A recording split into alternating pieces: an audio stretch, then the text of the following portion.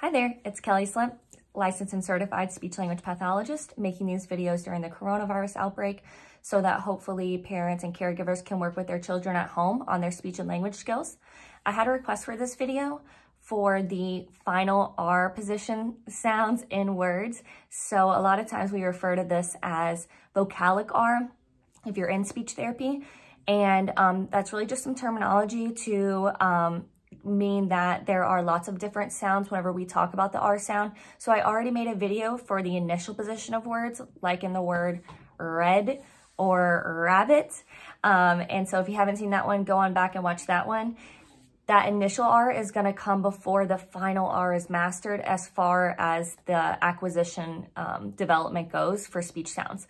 So today we're going to talk to you about Vocalic R, which are the R sound as in star, and the air, and ear, ire, or, and all of those kind of in between R sounds. And so sometimes our R's will fall off, our vocalic R sound will fall off of words, like in the word mother. We might hear a child say, my mother said, and that's where their tongue is falling down and forward. Or if you were gonna say, I saw a deer run across the street, where it sounds like D-E-U instead of D-E-E-R. D-E-E-R, yes, deer. And so that's again where the tongue is falling forward. And sometimes a lot of times we'll see also their lips falling forward. So got my lipstick on so I can show you a couple of oral articulator strength and coordination strengthening skills for your lips and your tongue and what to do with your mouth and your teeth. And so a lot of times I won't just jump into asking a child like, I said star, you say star. I want to see where we're at as far as their strength and coordination of the mouth goes. So that's what we're going to start with. First, we're going to say, can your child do some taco rolls? I love tacos. Most kids like tacos. So I'll show them how I do my taco rolls. And that's where I just lift the tongue up and I'm going to glide it all the way back on the soft palate on the top of your mouth. So like this. And sometimes we'll have a race to see who can do 15 first, or sometimes we'll say who can do the most in 30 seconds. And what I'm looking for there is the strength that they're able to hold their tongue up against the top of their mouth, the roof of their mouth, and then the coordination that they're able to glide their tongue back and across their mouth, because that's very important whenever you're producing the R sound. So if they're not able to do that, that is where I'll start, and I'll back up to them holding something like a Cheerio up in the roof of their mouth, and then we'll work on gliding the tongue across slowly, and then we'll work quickly and we'll try to do it as fast as we possibly can, as many as we possibly can.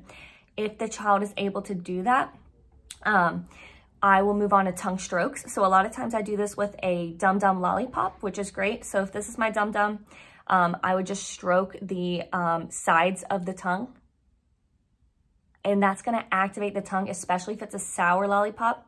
And it makes the tongue sides curl up naturally, and that's what I want. I want the tongue flexed whenever we're working on those vocalic R sounds, because your tongue needs to be against your molars.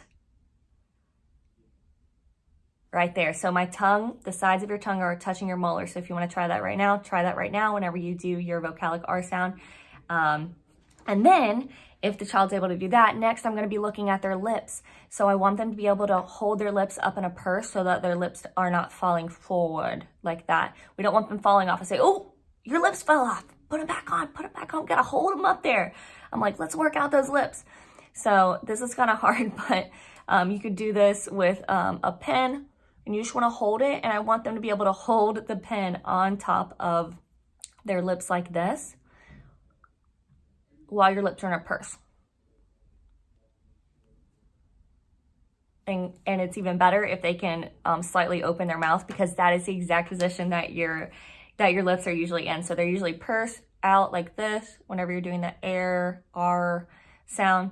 And then also the tongue is moving up and back, and your tongue is also flexed against the side of your teeth. So you see there's lots of different things going on. And if one of those things, one of those oral motor activities is not taking place appropriately, it's going to break down the entire word, and that's where we start to hear all of those errors. So like the word air, ear, ire, or, you know, if you want to put them into actual words, tire, fire, bear, here, near, and then tear, care. They're all very similar, but they're just requiring a lot more oral motor strength and coordination. So really it's all about working out your mouth. So a couple of exercises that you could do as well for the lips if they're not quite able to hold up the pen just yet. Sometimes we just practice giving mommy kisses in the mirror. And you say, my child is doing this. I'm like, get in there, mom. Push their little lips up. It's muscle memory. It's muscle memory. That's what we're trying to do, is train the muscles of the mouth into being able to memorize the motor movement that we're looking for, which in this case is almost like a purse with your lips coming out. Your lips are open, they're coming out, your tongue is flat against the sides of your molars, and then your tongue tip is coming up and back like in those taco rolls. After you're able to do all of those, then we're able to start stemming for sounds, and I would start with the ear sound because why?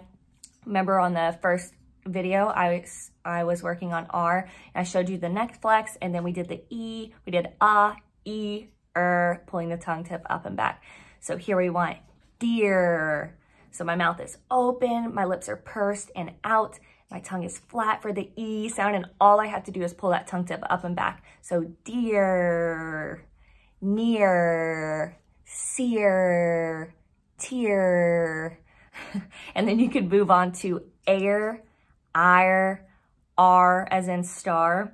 And then finally, the last one we're gonna do is or as in orange, or for, or before, or door. Why? Because your lips are a little bit more rounded and they are not falling forward, but they are a little bit closed or in a more circular scenario, a more circular location than all of the other Vocalic R sounds. So start with working out those muscles of your mouth, and then I hope that your little one can work on their R sounds a little bit easier the next time. Thanks so much for watching. Let me know if you have any questions.